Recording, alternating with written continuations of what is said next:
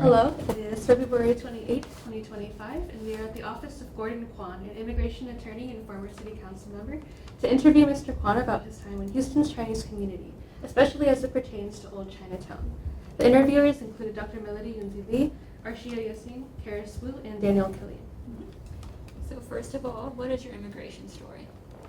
Well, my father had been an American citizen and served in World War II in Germany. And so after the war, he came back to the United States, married my mother, who had been born in Georgia, actually. And then they went back to China under the GI Bill to continue his education.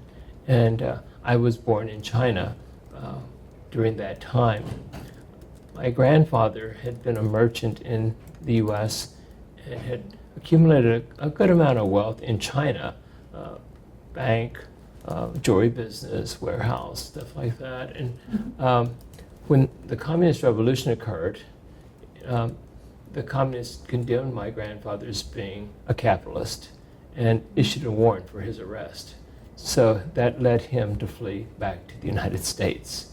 And so we came to, he was originally in San Antonio, and he came to San Antonio.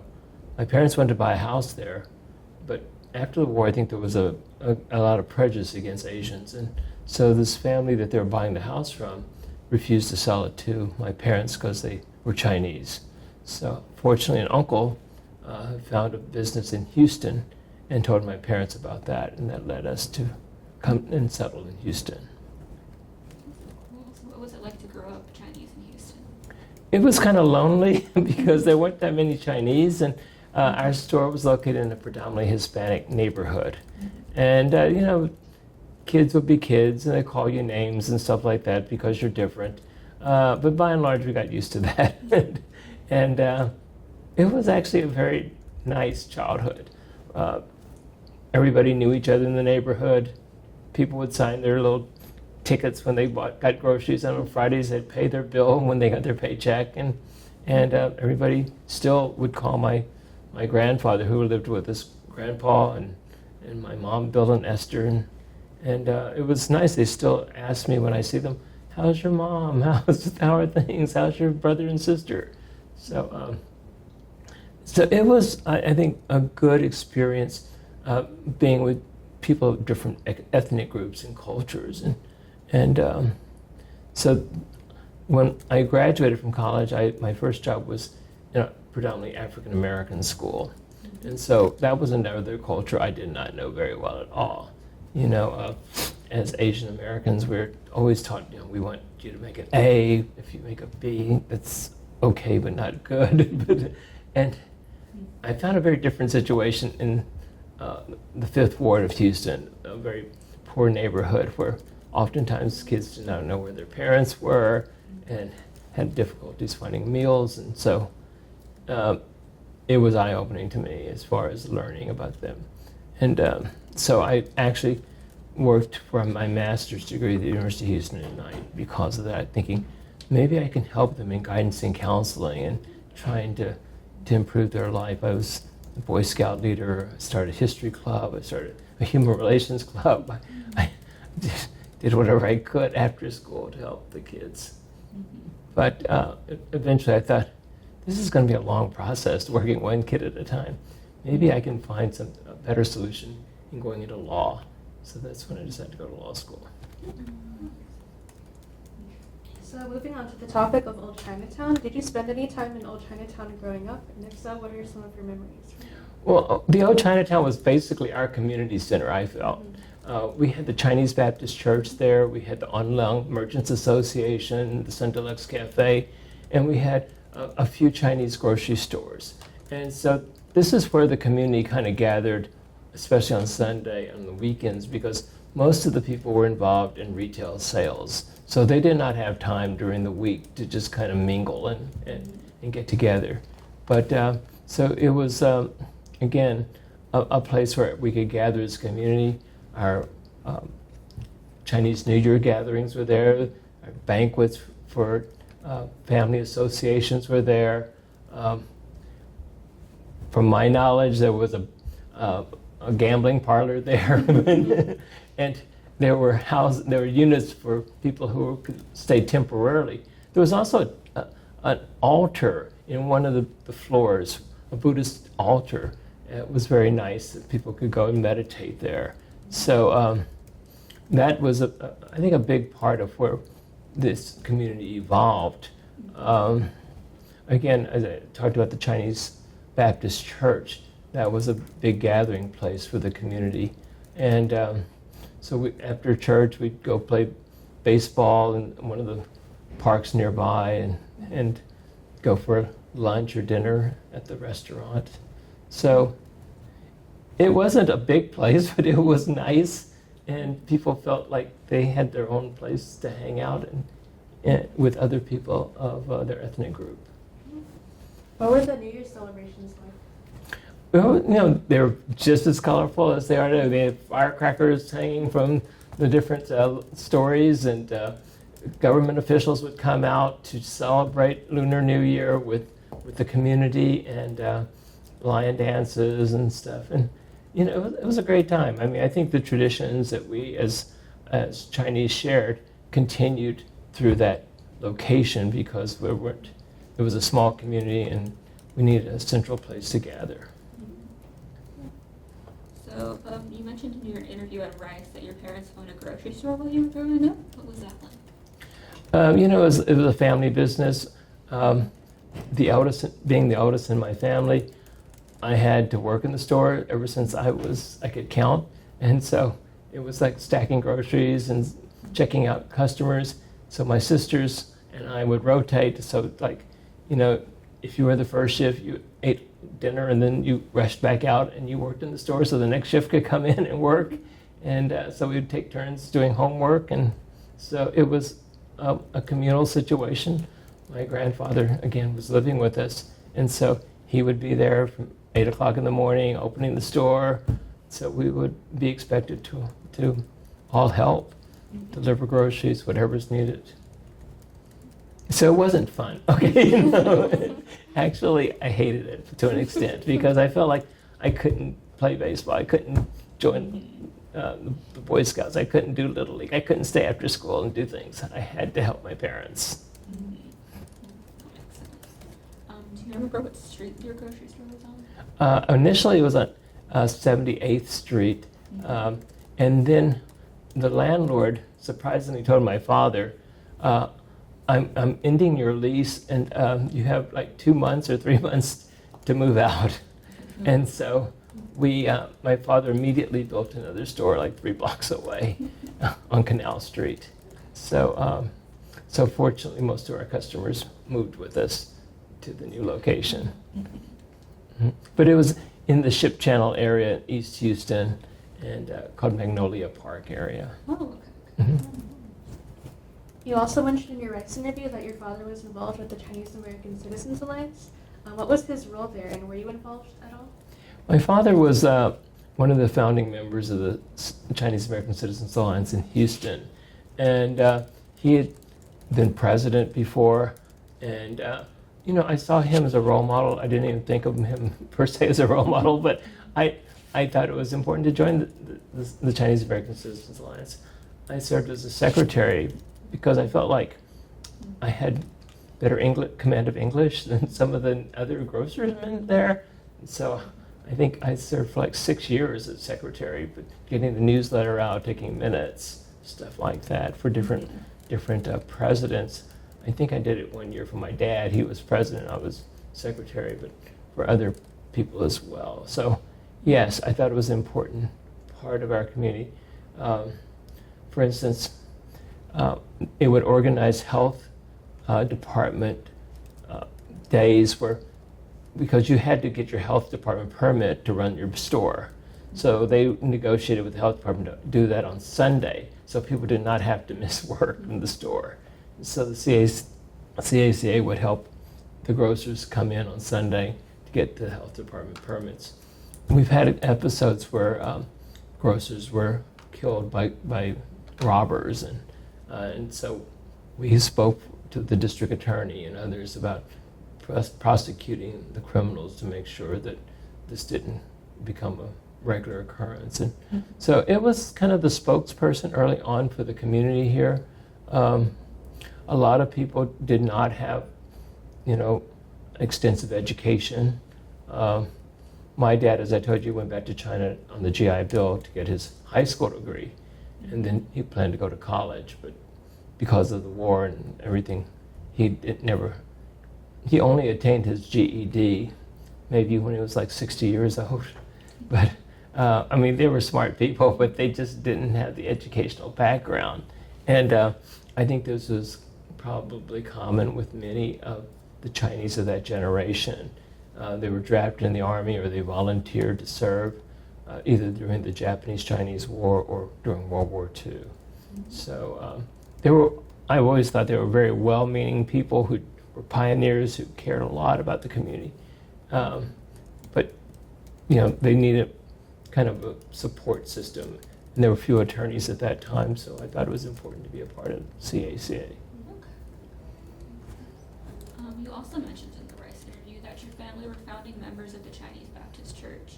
Do you have any memories, perhaps even photographs, of the church before it was relocated in the wake of the George R. Brown Center's opening? I think my mother does. As you said, we grew up in the church. My mother's father had been the founder of the Chinese Sunday School in Augusta, Georgia, which is the home church of the Southern Baptist Association. And so he was a very devout Christian, taking the Chinese kids there to church.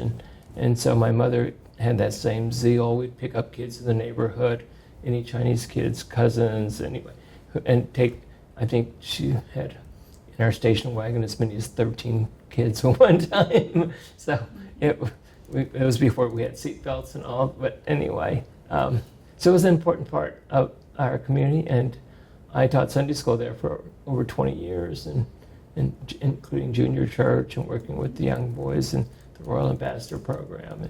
So no, it was a very important part of our adult growing up. When the structure moved in 1975, what was that process like? The structure, I'm sorry. Oh, like when the George R. Brown Center. Okay. When we had to move. Yeah. Okay.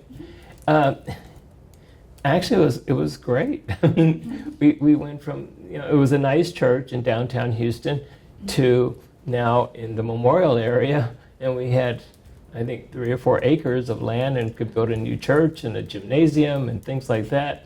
And I thought it was an opportune time too because people had matured within the church. Okay, so the church was established 51 or something like that. So we're talking about 25 years later when the move occurred. So people had, like myself, they'd gone to college, they had degrees, they had jobs, things like that, and they were able to support making donations to build this new church.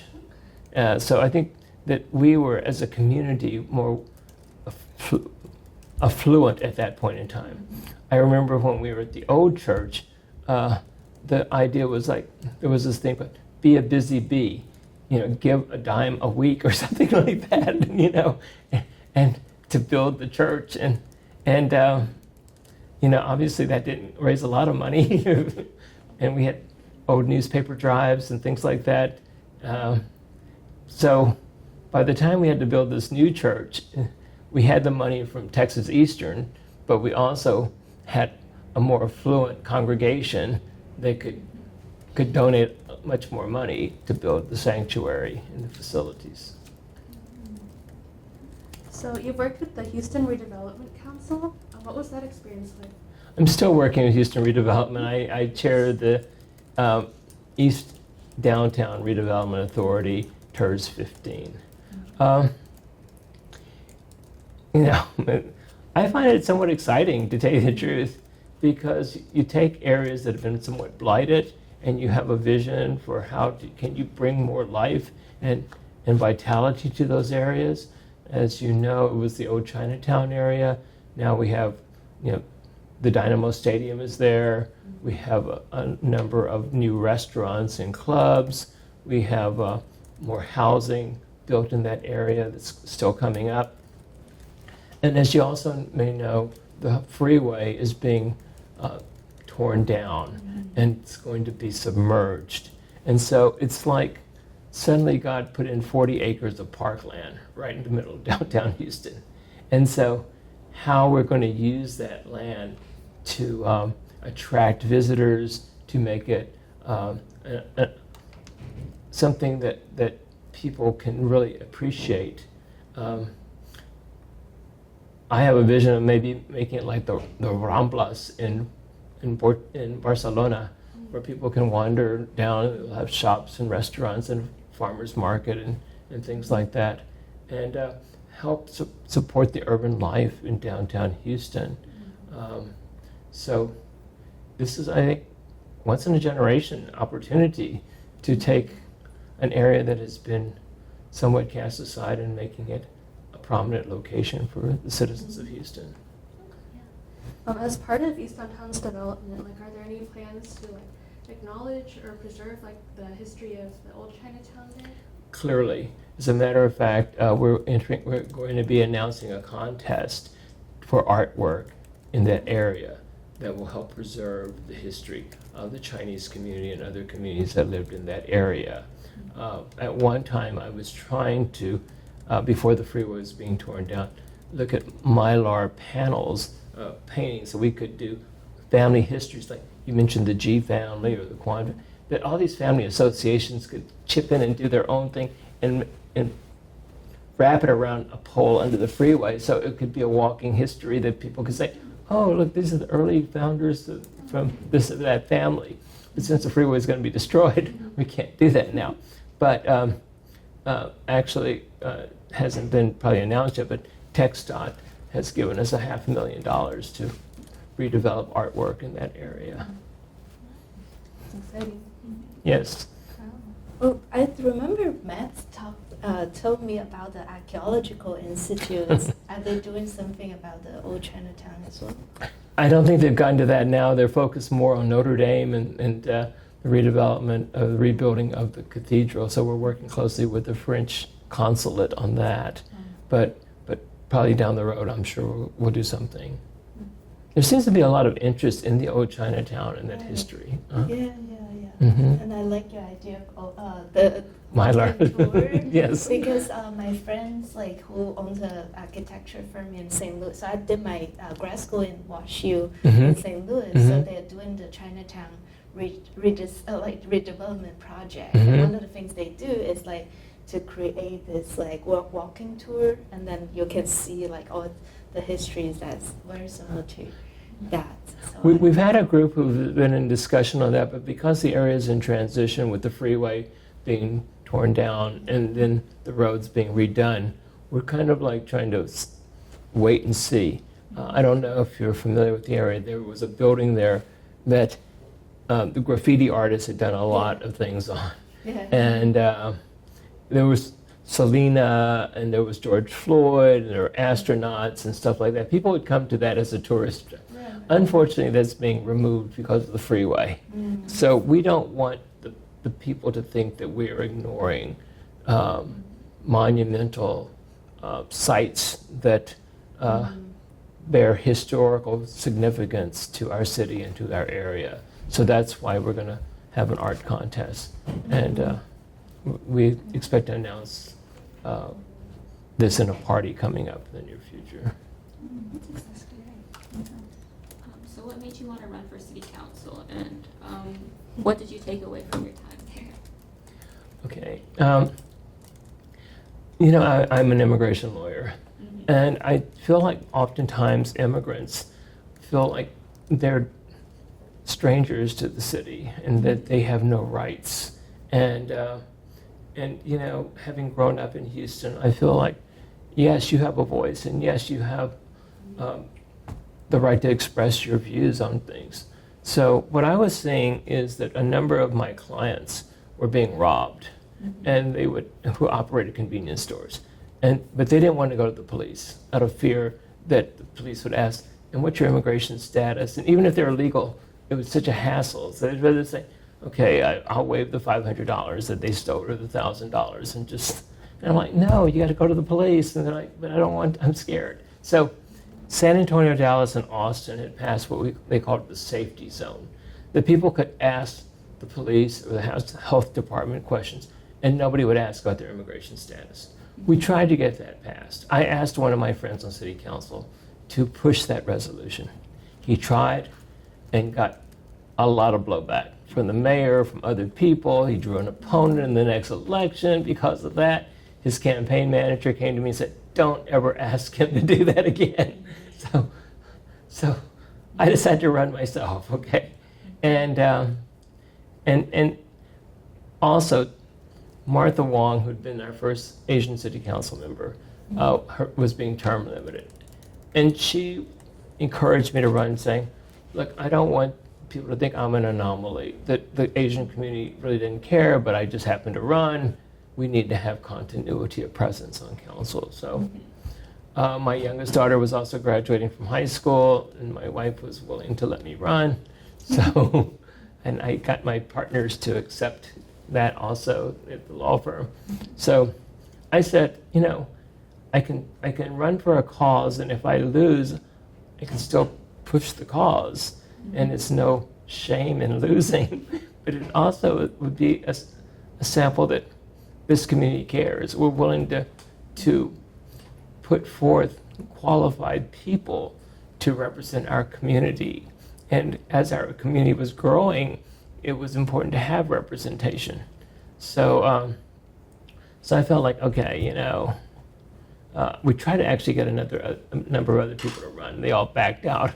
so the process of elimination, I kind of got the short stick and ran. So, but it was great.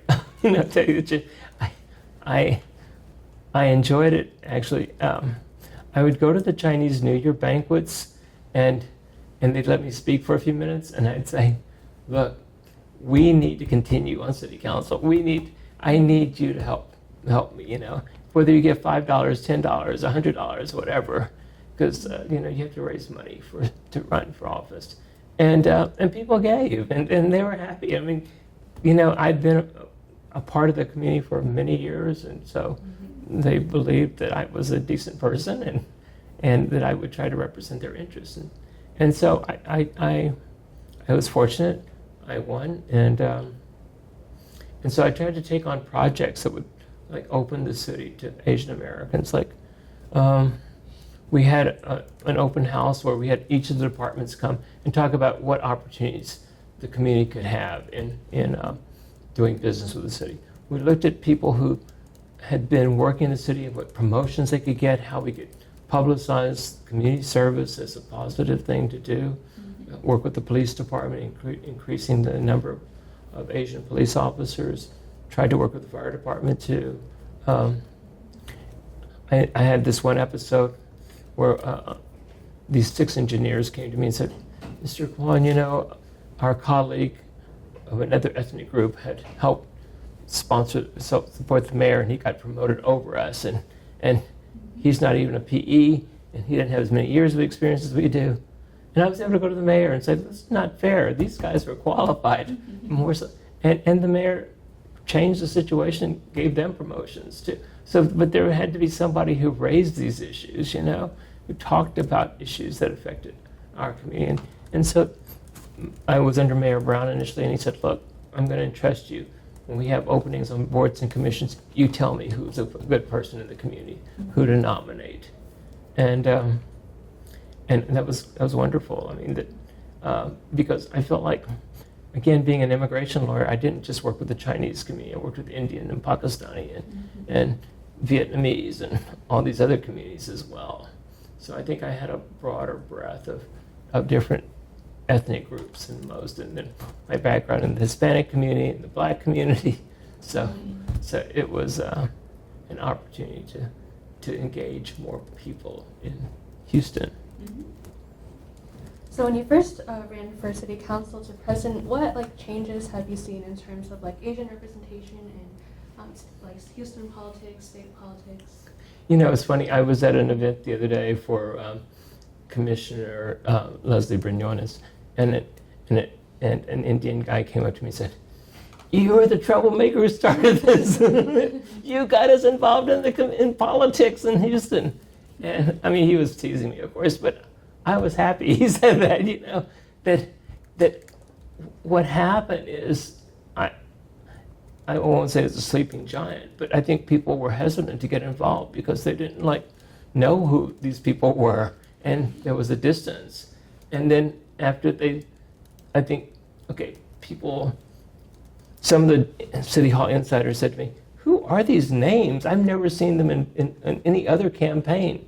And I said, that's right, they've never gotten involved. Nobody ever asked them to get involved in any other campaigns. And it becomes public record once you give money. So I had another guy call me and said, why are these politicians calling me? I only gave money to you. I didn't money. I said, sorry, Howard, but you gave money to me and now it's a public record. That's why they're calling you. But people saw the power of the Asian community and their financial ability to participate too.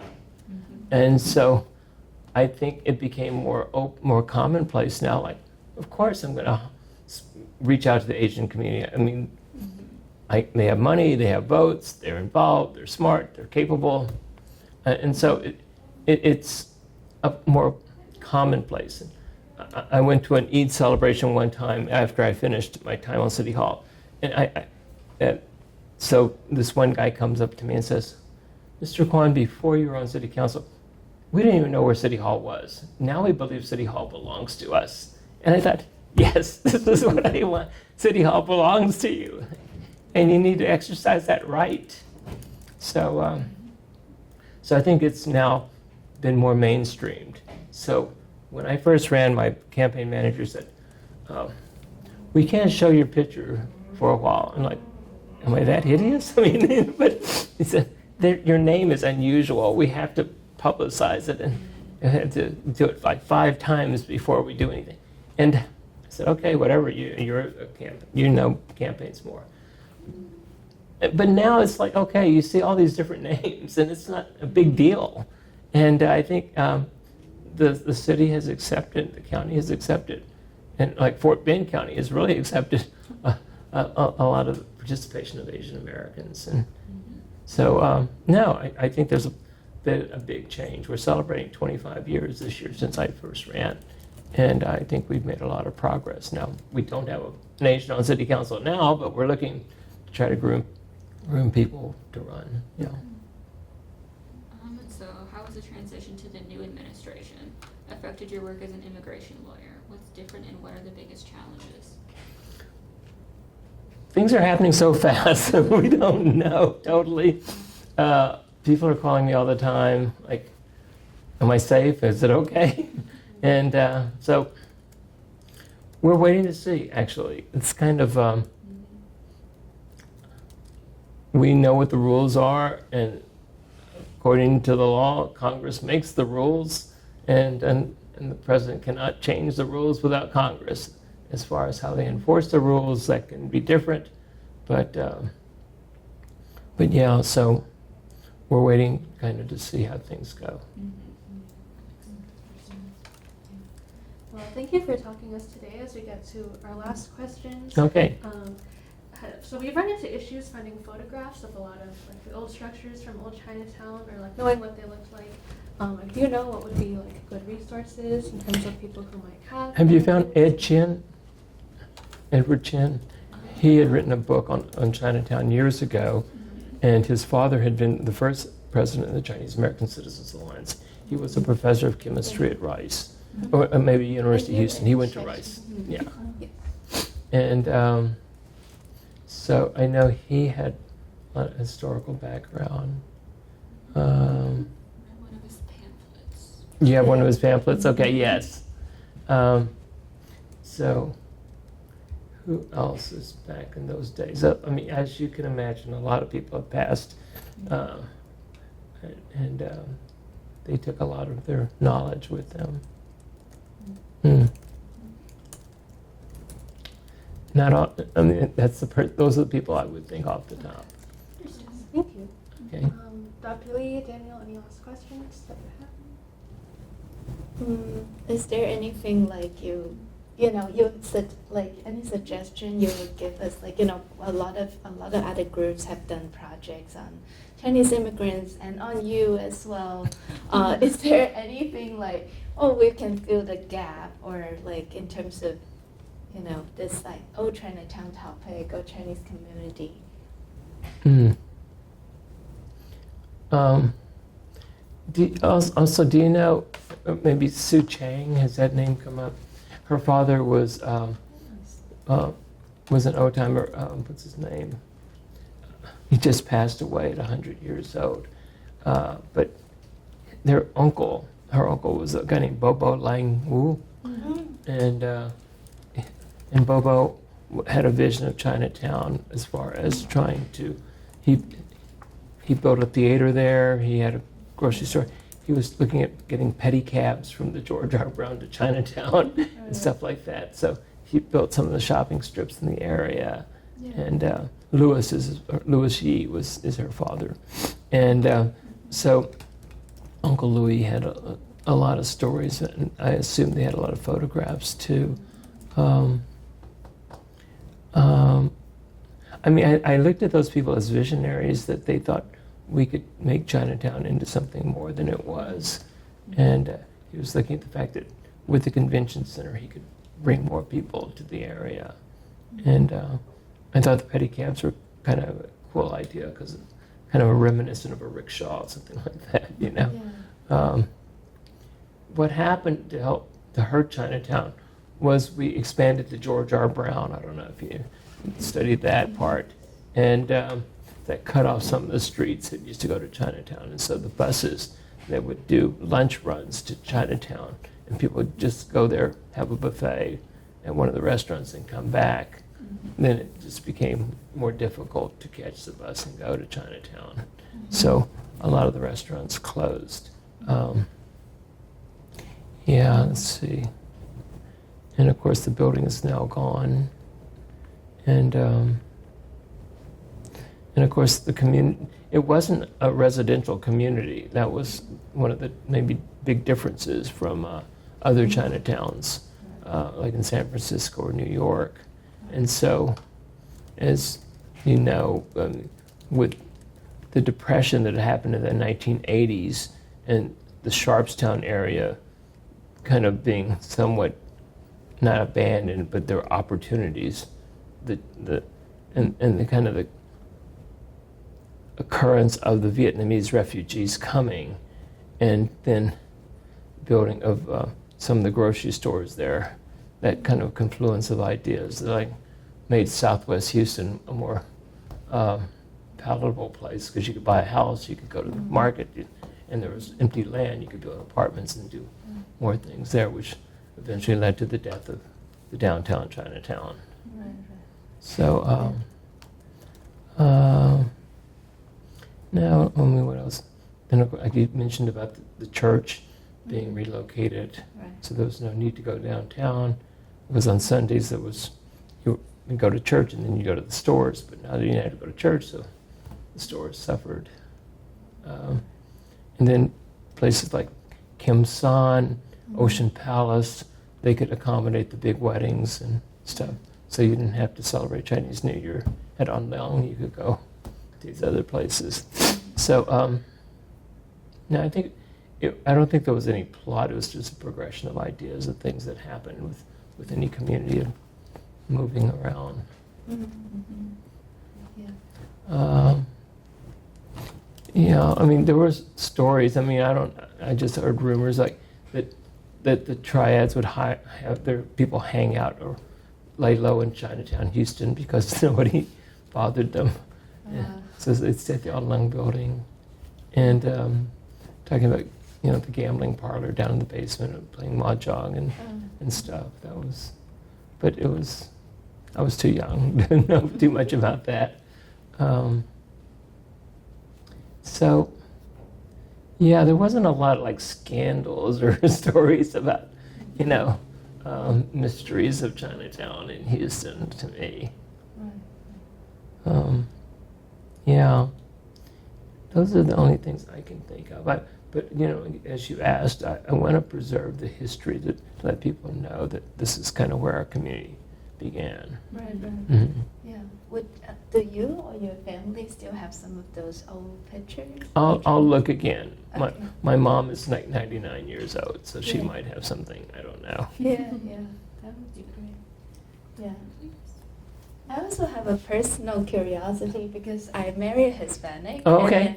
And then you mentioned you grew up in a Hispanic neighborhood, and I always feel like so much cultural difference. We actually went for a lot of like cultural conference and stuff, but I always feel like there could be a way these two communities like work together, right? Like the Hispanic community and the Asian American community. Like, do you see- Totally. I'm a member of LULAC Council 60, so League of United Latin American Citizens, and I've been a proud member of that organization. And I'm working with them now on the redevelopment of their clubhouse on Bagby Street. It's the only clubhouse LULAC has in the country, and we're proud of our Asia Society building and the history that we can provide there and the programs you talked about through education. Unfortunately, I don't see the same level of development in the Hispanic community, and they're the largest community we have in Houston. And I've been trying to work very collaboratively with that community because I feel like we're small. I mean, we're still kind of a small community, and so we have to coalesce with other communities for more power. Okay, Yeah. and I remember when I first ran for office, I was screened by the Tejano Democrats, and they thought I was a good guy, and they said, yeah, you got a history with the Hispanic community, but we cut a deal with the black community that they would support our candidate, we'd support their candidate next time, and so I had my own supporters, and I was able to overcome that and get their endorsement. But it was a battle because they said, no, we're supposed to be supporting. So what I'm getting at is you got to play the game. You got to be at the table. You got to know people. You got to work with each other. And so I think there's a lot of commonality between the Hispanic community and the Asian community. Right. Family values, but traditions, and I mean, personally, I love the Hispanic community. Like I said, I grew up there. That was how we were able to make a living in Houston. Yeah, I value those friendships I had in high school and all. But no, I'm hoping that we can coalesce even more because I always say, if you want a friend, if you need a friend, you need to be a friend. So if we don't support their causes, we cannot ask them to support our causes. Right. So yeah, I think it's great, and your kids will get both cultures. Yeah, hopefully. Yeah. Ashia, you have any question?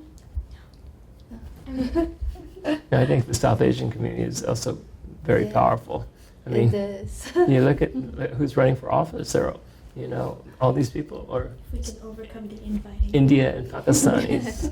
Yeah, they go, and that's endemic, I think, in any organization that people have break, especially new immigrant communities. You have some people who have been here first, and then they're like, hey, who are these newcomers? And hey, wait a minute, you can't cut in on our program here. Yeah.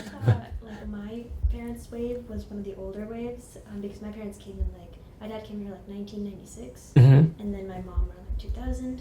So that was a wave, and it was in Detroit and stuff. Oh. Manufacturing boom there. Okay. Computer stuff, and I thought that was pretty old, and that was the oldest we had.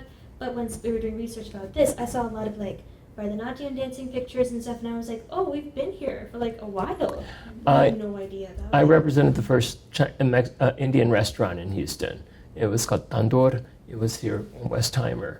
And the immigration had raided their cooks and took them to custody, and so I had to get them bonded out. But so that was in the 70s. So yeah. Yeah. So I've seen this community grow a lot. Yeah, so mean, there's like no, like, there's been no emphasis in preserving any of that, or like it's been so like disparate that we have no idea, newer immigrants, I guess. So I think after this project, I'd probably start looking into like what my own community's been doing. When again, I'm not boasting, but one of the things that happened on city council, I was the chairman of the Housing and Community Development Committee, and we gave India House the first grant of $500,000. And once we got that going, other people felt it was a viable project, and other families started giving. We also did the first grant to Imasima Clinics, and I don't know if you know Imasima Clinics, but it's in the Pakistani community. They started on Willcrest, and now they have 7 or 8 locations around town. And sometimes you gotta get that infusion of the first grant to show that they're solid and they're real, can propel that organization further. And so I've been real proud of how much, because it's not like Pakistanis that go to Imasima, it's everybody who goes to Imasima. And as a matter of fact, the doctors are volunteering their time. So, and I think that's a testament. I want the community to say, hey, look, these guys are not just out for themselves, they're out for everybody to help each other. Right. Yes. So for those names that you mentioned, we've read them in the archives, like Harry, like like they presented on them as well, Bobolam. Yeah. And then, but we don't have contact to those people. I wonder if you have contacts and willing to share. Well, Harry's office is not too far from here, actually. So just look him up in the phone book, Harry G. Jr. Law Firm, and they're close by. Sue Chang, I'll have to get you her email address or phone number. She's a teacher, and she's very gregarious. So she'll be glad to help you in any way she can. What else did I mention? I think I ran into Martha Wong in Chinese Baptist Church. Yeah. Yeah. So. Martha well, I was just with her at an event for the Asian Chamber. We were celebrating 35 years at the Asian Chamber. I was a past president there, too. Yeah. Well, thank you so much for speaking to us today. Okay. Extremely helpful. Good. Let's see what Thank time you so it much is. for your time.